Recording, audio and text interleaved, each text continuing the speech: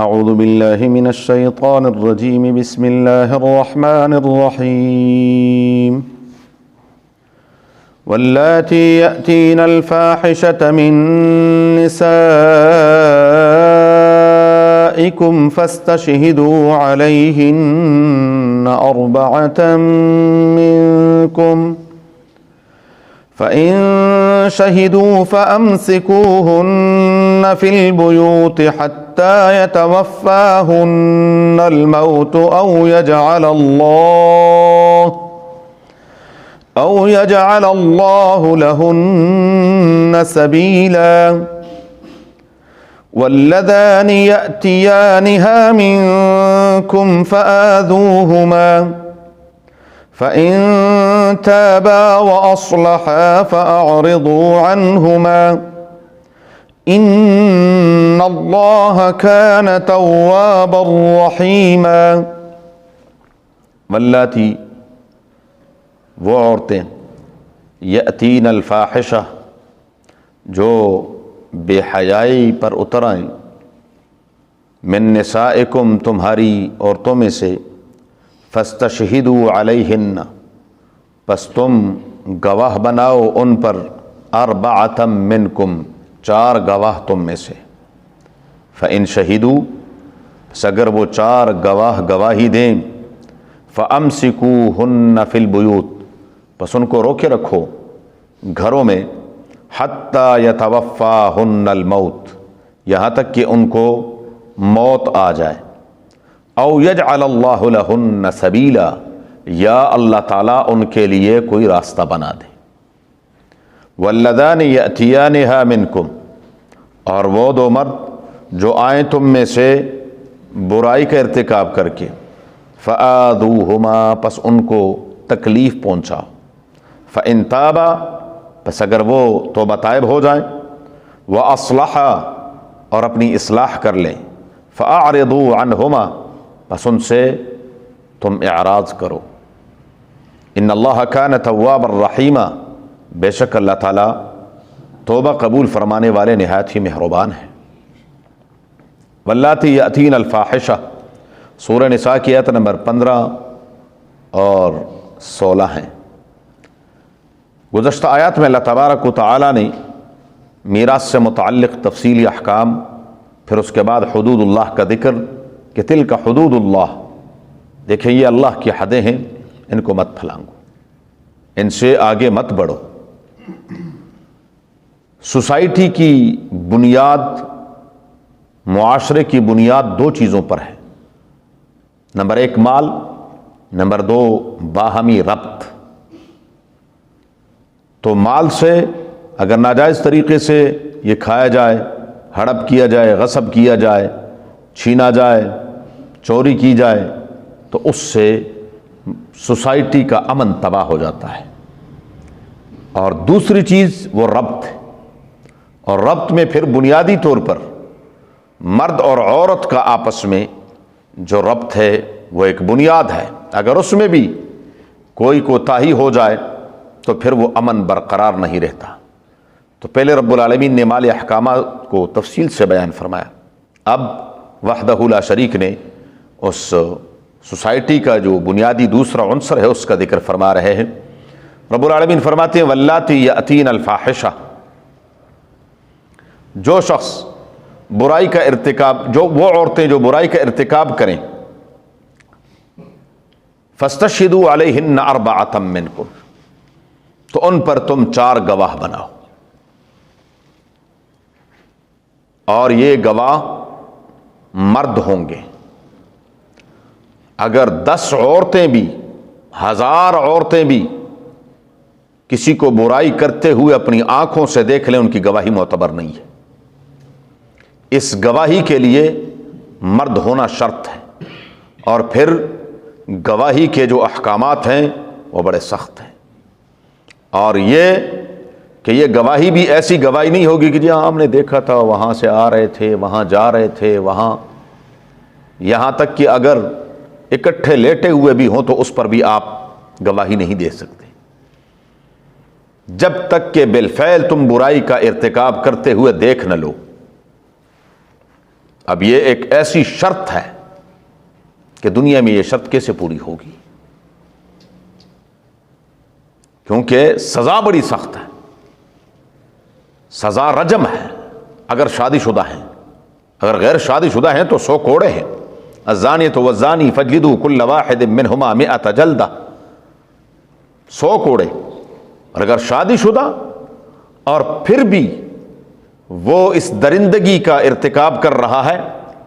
یا کر رہی ہے تو پھر اس کے لیے سزا دنیا کی سخت ترین سزا ہے کہ پتھر مار مار کر اتنے پتھر مارو کہ وہ مر جائے، اس کو کہتے ہیں سنگساری۔ اور تاریخ اسلام میں کبھی ایسا نہیں ہوا کہ کوئی گواہ پیش ہوئے ہو۔ دوسرا طریقہ پھر اقرار کا ہے۔ رسول اللہ مبارک کے دور میں 2 ایسے کیس آئے اور ان میں دونوں میں انہوں نے خود اقرار کیا، اور حدیث شریف میں آتا ہے معاذ اسلمی رضی اللہ تعالی عنہ حاضر ہوئے اور فرمایا حضور مجھ سے بہت بڑی زیادتی ہو گئی، حضور نے منہ پھیر لیا۔ پھر دوسری طرف آ کر پھر کہا، پھر تیسری مرتبہ حضور نے فرمایا بھائی آپ سوچ سمجھ کے بتاؤ، کوئی آپ نے ویسے آپ کو کچھ ایسا محسوس ہو رہا ہوگا یہ وہ، انہوں نے کہا نہیں۔ اور پھر جب سنگسار ہو گئے تو اس کے بعد باتیں ہوتی ہیں، لوگ کرتے ہیں باتیں، کسی نے کوئی بات کی تو انہوں نے کہا، رسول اللہ مبارک نے فرمایا تم ماعز کے بارے میں بات کر رہے ہو، ماعز نے ایسی توبہ کی ہے اگر اہل مدینہ پر تقسیم ہو جائے تو سب جنتی ہو جائیں۔ یہ ان کے ایمان کا وہ اعلیٰ درجہ تھا، ان کو پتہ تھا کہ میرے ساتھ کیا ہونے والا ہے، یہ وہ ایمان ہے۔ اسی طریقے سے قبیلہ غامدیہ کی عورت آئی اور حضور صلی اللہ علیہ وسلم کی خدمت میں، رسول اللہ مبارک نے فرمایا کہ آپ حاملہ ہیں، آپ کو ہم نہیں کر سکتے، آپ جائیں۔ وضع حمل ہوا، فرمایا ہم نہیں کر سکتے، آپ نے وضع حمل ہوا ہے، ابھی بچہ ہے، اس شیرخوار بچے کا کیا بنے گا، کہ کسی طریقے سے یہ ٹل جائے اپنا کام کرے۔ یہ نہیں کہ سی آئی ڈی پیچھے ہے کہ جی کہاں جا رہی ہے، اب کس وقت ہے اور کہاں ہے اور کیا کر رہی ہے، نہیں، عام بچے کھانے پر لگتے ہیں 1.5 سال بعد، اس کے دل میں ایک تڑپ تھی، اس نے بچے کو صرف 6 مہینے کے اندر کھانے پہ لگا دیا اور لے کر آئے، کہنے لگا حضور یہ دیکھو اس کے ہاتھ میں ٹکڑا پڑا ہے اور وہ روٹی کا، یہ خود کھا رہا ہے، میری ضرورت اب نہیں ہے۔ تب جا کر کہیں رسول اللہ مبارک نے اس کا رجم کیا۔ تو جو رجم، چونکہ سزا، یہ بدبخت لوگ ہیں جو دنیا میں کہہ رہے ہیں، جب اسلامی احکامات کی بات آتی ہے تو ہمارے جو سیاستدان وغیرہ ہیں وہ کیا کہتے ہیں کہ اگر اسلامی نظام نافذ ہوا تو سب ہتھ کٹے ہوں گے، کیونکہ سب چور جو ہیں، سب چور ہیں تو سب کو پتا ہے کہ اوہو ہم تو چور ہیں، اگر اسلامی نظام نافذ ہو تو ہم سب کے ہاتھ کٹیں گے، سب زانی ہیں بدبخت۔ تو اس لیے کیا کہتے ہیں کہ اوہو اگر ایسا ہوا تو ہمارے ساتھ یہ ہوگا۔ ایسے لوگ، حالانکہ اسلامی احکامات میں تو خیر ہی خیر ہے، وہاں تو امن ہی امن ہے، لیکن یہ بدبخت اس طرف آتے نہیں ہیں۔ بہرحال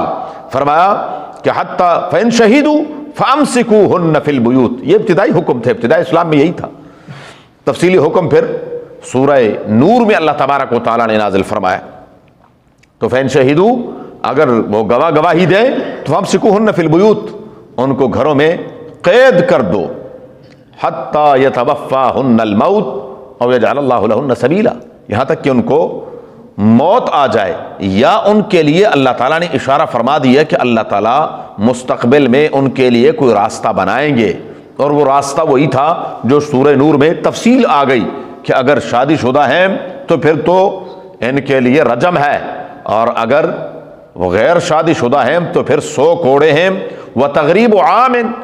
امام شافعی رحمۃ اللہ علیہ تو فرماتے ہیں کہ یہ سزا کا حصہ ہے کہ 1 سال کے لیے جلاوطن بھی کر دیں۔ امام ابو حنیفہ رحمۃ اللہ علیہ فرماتے ہیں کہ نہیں، یہ سزا کا حصہ نہیں، البتہ جج کو، حاکم وقت کو یہ اختیار حاصل ہے کہ وہ یہ تعزیر کر سکتے ہیں کہ وہ 1 سال کے لیے ان کو جلاوطن بھی کر دیں، اگر نہ کریں تو ان کی مرضی۔ واللذان یأتیانہا منکم فآذوہما، اور اگر مرد بھی، اس کے لیے بھی یہی حکم ہے، اگر عورت کے ساتھ یہ ہے تو ان کے لیے بھی یہی حکم ہے، ان کو تکلیف دو، ابتدا میں یہی تھا، یا بعد مفسرین فرماتے ہیں کہ اس سے ہم جنس پرستی ہے، اور اس کی ابتدا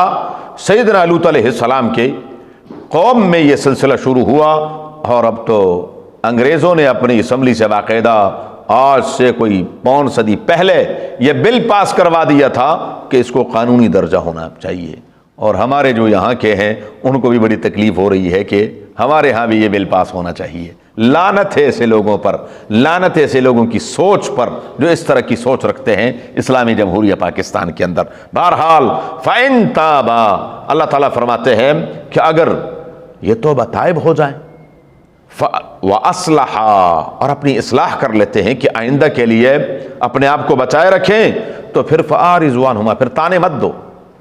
ایک شخص توبہ تائب ہو گیا ہے، ہم کہتے ہیں اچھا جی ہمیں پتا ہے کل تک تو کیا تھا، وہ بندہ خدا کیا بات کر رہے ہیں، نہیں، اس کی پرانی باتیں پھر ان کو تانے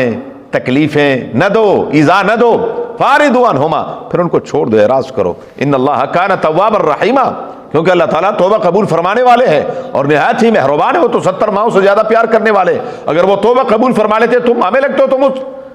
کسی کی پھر عزت اچھالتے ہو یا اس کے اوپر آوازیں کستے ہو یا تانے دیتے ہو، نہیں، جو ہو گیا سو ہو گیا، بات ختم ہو گئی۔ انما التوبۃ علی اللہ للذین یعملون السوء بجہالۃ، اب توبے کی تفصیل آگے اللہ تبارک و تعالیٰ نے بیان فرمایا انشاءاللہ زندگی رہی تو۔ اللہم صلی علی محمد وعلی آل محمد كما صليت على إبراهيم وعلى آل إبراهيم إنك حميد مجيد، اللهم بارك على محمد وعلى آل محمد كما باركت على إبراهيم وعلى آل إبراهيم إنك حميد مجيد، اللهم ارحمنا بالقرآن العظيم، اللهم ارحمنا بالقرآن العظيم، اللهم ارحمنا بالقرآن العظيم واجعله لنا إماما ونورا وهدى ورحمة يا رب العالمين، اللهم ذكرنا منه ما نسينا وعلمنا منه ما جهلنا وارزقنا تلاوته آناء الليل وأطراف النهار واجعله لنا حجة يا رب العالمين، اللهم نور قلوبنا بالقرآن وزين أخلاقنا بالقرآن ونجنا من النار بالقرآن وأدخلنا الجنة بالقرآن، اللهم حصل مرادنا ويسر أمورنا، اللهم حصل مرادنا ويسر أمورنا، اللهم حصل مرادنا ويسر أمورنا بجاه حبيبك المصطفى ونبيك المرتضى صلى الله عليه وآله وأصحابه أجمعين برحمتك يا أرحم